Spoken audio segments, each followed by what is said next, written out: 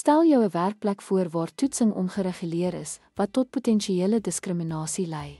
Die wet op gelyke indiensneming tree in om billikheid te verseker en werknemers se regte en waardigheid te beskerm. Kom ons ondersoek waarom die regulering van toetsing in die werkplek noodsaaklik is vir 'n gebalanseerde werksomgewing. Mediese toetse is verbode tensy wetgewing dit toelaat of dit geregverdig is in die lig van mediese feite, indiensnemingsomstandighede of inherente werkvereistes. Sielkundige toetse en soortgelyke assesserings word slegs toegelaat indien hulle wetenskaplik geldig en betroubaar is, billik op alle werknemers toegepas kan word en nie bevooroordeel teen enige groep is nie.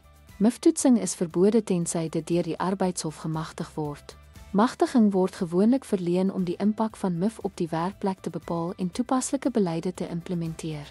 Hierdie regulasies verseker dat toetsing billik, geregverdig en respekvol teenoor werknemers se regte is. Ten slotte, die EAG reguleer mediese, sielkundige en MIF-toetse noukeurig om diskriminasie te voorkom en werknemers se privaatheid en waardigheid te beskerm. Dankie dat u by ons aangesluit het.